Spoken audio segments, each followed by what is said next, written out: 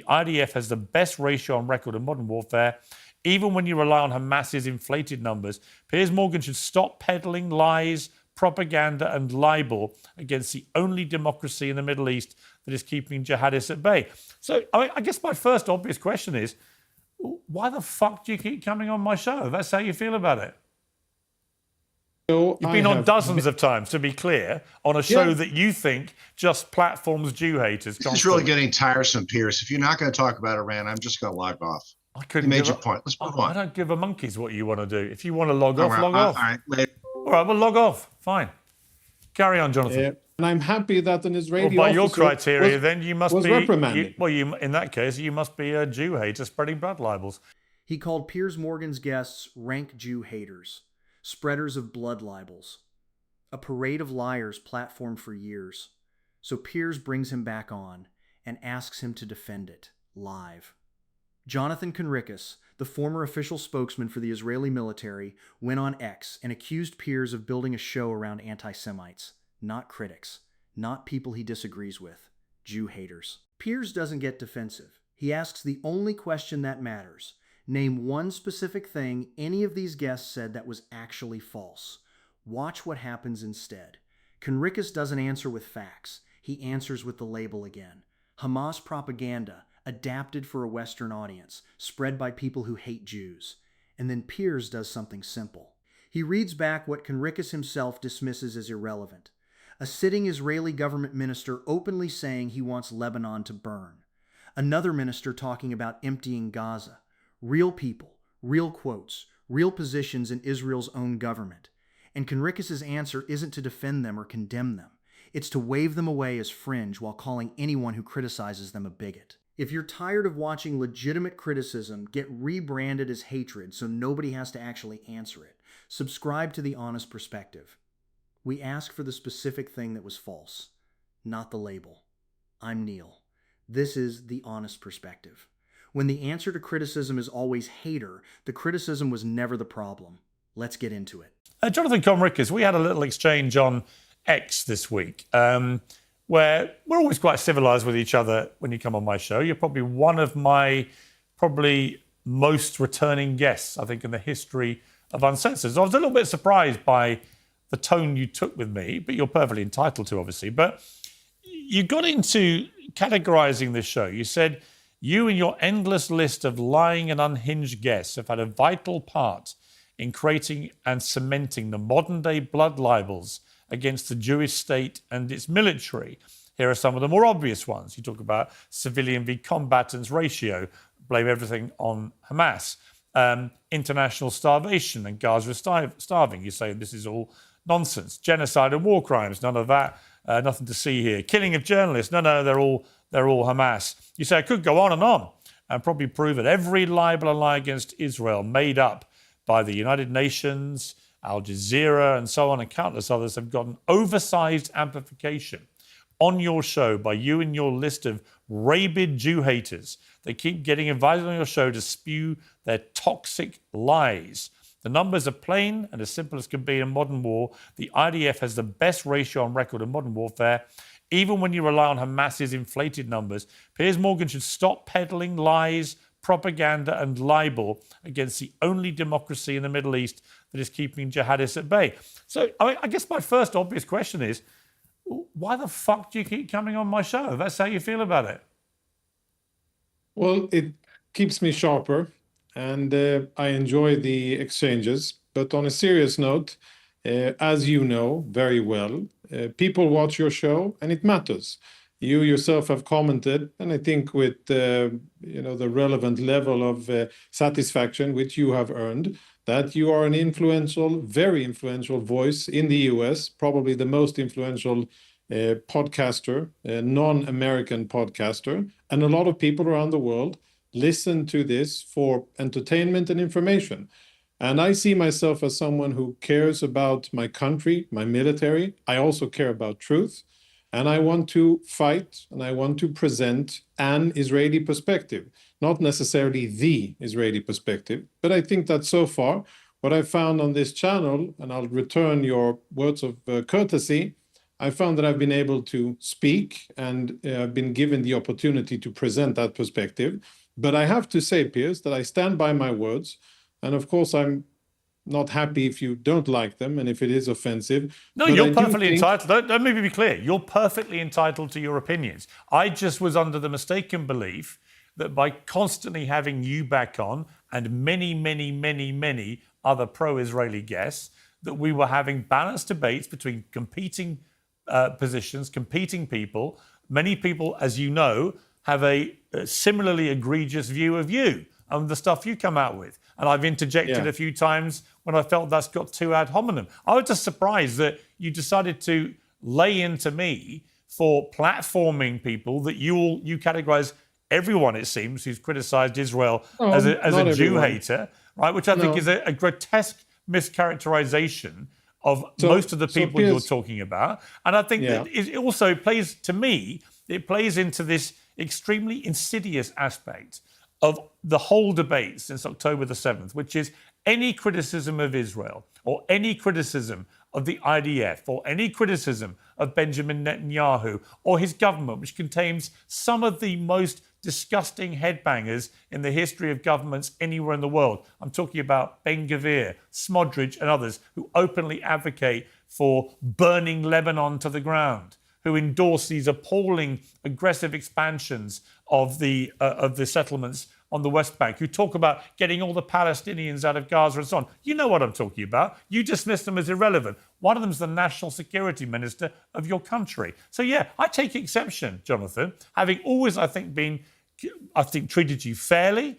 I've interjected when I felt you've been treated in a particularly unpleasant ad hominem way. And to see you spray gunning your verdict on this show as presenting a platform for endless Jew haters to spread blood libels, and in the process, just disassociating yourself from any criticism that's come Israel's way in a perfectly legitimate manner for a lot of the awful things, frankly, that the Israeli government has been allowing to happen on its watch in the last 4 years, was incredibly disappointing. Because I'm like, if ultimately everyone that criticizes you or the IDF or Netanyahu or Israel or the Israeli government is an automatic Jew hater, that to me is the worst thing of this whole debate from day one. There is no correlation for me between criticizing something you say or Netanyahu says, or particularly Ben-Gvir and Smotrich, or criticizing the IDF when I think they deserve it, that makes me a Jew hater. So I just was surprised. Why do that? Why be so frankly pathetic? I don't think I am. And if you'll allow me, I want to reply to what you said. First things first. When I say, on this show, as you said, I've been on a few times, and on this show, you've been on dozens of times, to be clear, on a show that you think just platforms Jew haters. It's really getting tiresome, Piers. If you're not going to talk about Iran, I'm just going to log off. You made your point. Let's move on. I don't give a monkey's what you want to do. If you want to log off, log off. All right, later. All right, well, log off. Fine. Carry on, Jonathan. I'll try to be brief. And anybody else wants to log off? Here. I will come to other guests, but if anybody else wants to log off, I don't think it's surprising that I would want to have this out with Jonathan, given what he said on a public platform about me and the show. So I'm going to finish that conversation, then I'll come to the other guests. Yeah, so being respectful of others and the time, I'll try to be concise. One, on this show, you have had a long list of people who I deem are hypocrites. Why do I think that they are hypocrites, and why do I think that their criticism of Israel is actually a facade, a front for good old-fashioned Jew hatred? Is because all of the topics that they allegedly care about, civilians in war, Christians being wounded or maltreated, journalists having a bad day at the office or even getting wounded or God forbid, killed, and humanitarian aid, international law, media freedom, a long, long list, international war and the ratio of non-combatants versus combatants killed in urban warfare, terrorism, sexual violence. The list is very long, and so many of the people who have been repeat offenders on this show, Anna Kasparian, Cenk Uygur, Mehdi Hassan, and many others have gotten this powerful platform, and they haven't had to face questions like me. They've been given free rein to spew, frankly, absolute nonsense. That I've always challenged them from day one. In fact, as you know, for the first year after October the 7th, I was getting widely criticised in a vicious way by the other side, right? By the pro-Palestinian side, who felt it was outrageous that I was defending Israel's right to defend itself, or moral duty to defend itself after October the 7th, which I still believe it had a fundamental right to do. Right, so yeah. I've been attacked by both sides. The surprise with you, Jonathan, is that you have come on this platform more than any of them. And I've always been fair-minded to you. And yet you decided to disparage the show, to trash the show, trash me by association, and brand pretty much anyone that you don't agree with about this. And bear in mind the subtext, which is that Israel has been getting. Israel's been becoming increasingly a global pariah, and one of the reasons for that, which I find incredibly dispiriting, as somebody who has a lot of Jewish friends and who has always supported Israel, its right to exist, its right to defend itself, all of those things. The most dispiriting thing is that this constant refrain that any criticism immediately is actually about Jew hatred. No, it isn't. It is an appalling. You talk about blood libels. That right there is a blood libel. When it is repeated, and I'm not going to be in a contest here. You've got the mic. You're in the studio. I'm not even going to try to compete with your mic. I just want to say this: when people are given continuous platforms to come with their tired.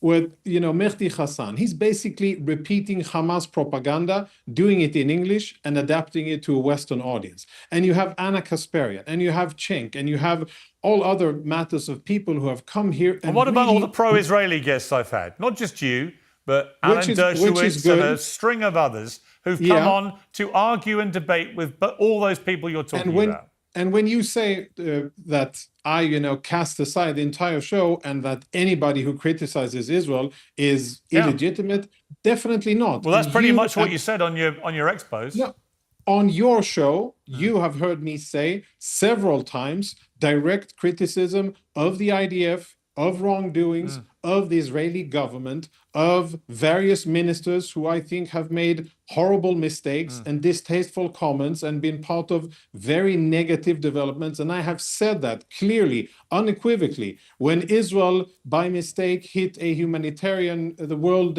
Kitchen convoy, by mistake, misidentified them for Hamas terrorists, we struck them. I wasn't spokesperson then, but I said clearly, this shouldn't have happened. And I'm happy that an Israeli by your criteria, then you must be reprimanded. In that case, you must be a Jew hater spreading blood libels. Anyway, let's move on. Let me start with the actual words, because the specificity here matters more than the argument around it. Jonathan Conricus didn't post something vague about Piers' show having a slant. He wrote that Piers and his endless list of lying and unhinged guests have had a vital part in creating and cementing the modern-day blood libels against the Jewish state. Blood libel. That's not a casual phrase. It's a term with a specific, ugly history. The medieval accusation that Jews murdered children for ritual purposes, the lie that fueled centuries of pogroms. Conricus is reaching for the heaviest word available and applying it to a talk show booking list. And when Piers reads the accusation back to him and asks the obvious question, why do you keep coming on this show if that's what it is? Conricus doesn't walk anything back. He says he stands by it. He says he enjoys the exchanges, that it keeps him sharp. So sit with that for a second. He believes Piers has built a platform for a modern blood libel, and his response to that belief is to keep showing up as a guest. That's not principled opposition. That's someone who understands the show is useful to him and is willing to trash it in public anyway. Now here's where Piers does the one thing that actually tests the accusation, and it's the simplest possible move. He asks for specifics. Not, do you disagree with these guests? Specifically, what did they say that was false? And watch what Conricus does instead of answering that question. He gives a list of topics. Civilian to combatant ratios. Blame on Hamas. Starvation in Gaza. Genocide and war crimes. The killing of journalists. He runs through the subject headings of the conflict and declares that any position on them other than the Israeli government's official one is automatically a lie, automatically hatred, automatically blood libel. Notice what's missing from that list. Not one specific claim. Not one sentence any guest said that he identifies as factually wrong. He's not rebutting arguments. He's disqualifying the entire category of disagreement in advance. And this is where the exchange gets genuinely revealing, because Piers doesn't let the abstraction stand. He brings up two actual people, by name, with actual quotes. Itamar Ben-Gvir, a sitting minister in the Israeli government, who has talked openly about wanting Lebanon to burn. Bezalel Smotrich, who has talked about emptying Gaza of Palestinians, about aggressive settlement expansion in the West Bank. These aren't fringe bloggers. These are cabinet ministers holding actual power in the actual government. Conricus is defending, and Piers asks him directly to reckon with that.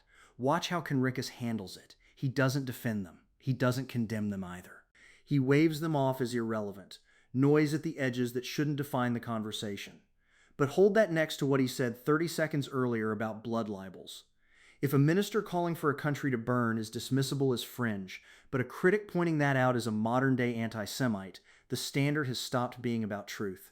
It's become a one-way filter. Power gets the benefit of the doubt. Criticism gets the harshest word in the historical vocabulary of anti-Semitism. Then comes the moment that shows exactly how uncomfortable Conricus is when the pressure doesn't let up. He tries to end the segment. Piers, if you're not going to talk about Iran, I'm just going to log off. That's not a rebuttal. That's an exit. And Piers's response is worth noting for what it models. He doesn't chase him, doesn't beg him to stay, just says plainly, I don't care what you want to do. Log off if you want, we'll carry on. Conricus stays, which tells you something on its own. If the accusation he'd made was one he was fully prepared to stand behind under direct questioning, walking away wouldn't have been the instinct the moment the questions got specific. Here's the part where Conricus actually tries to build a real argument, and it's worth taking seriously before showing where it collapses. He says the guests he's talking about. He names Anna Kasparian and Senkweiger specifically. Claim to care about a long list of legitimate things: civilians in war, journalists, humanitarian aid, international law, sexual violence.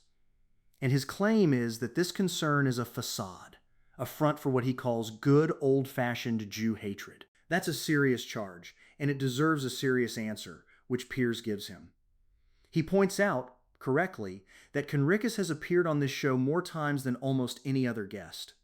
Dozens of times, by his own count.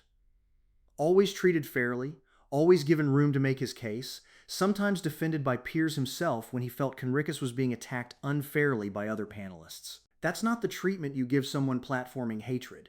That's the treatment you give someone you believe is arguing in good faith, even when you disagree with him.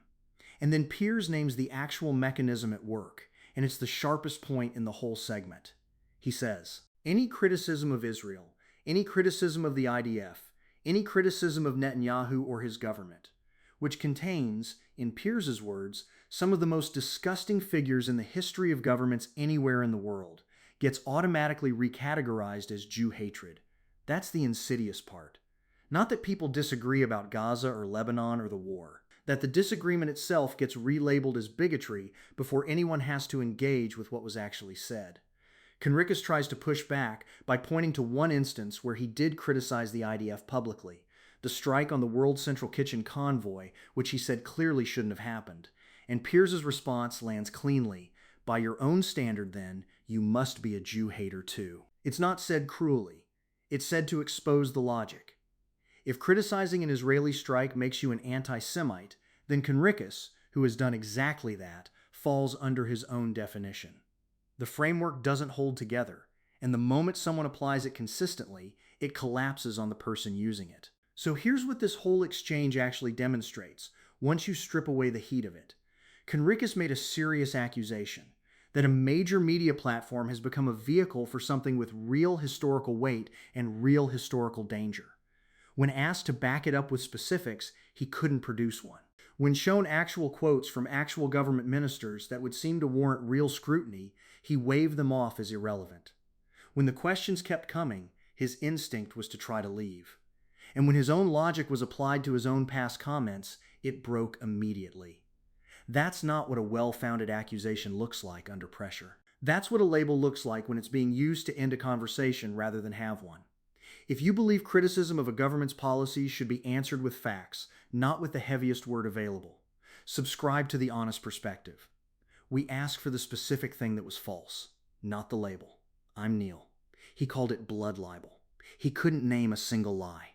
That's The Honest Perspective, and that's where I'll leave you.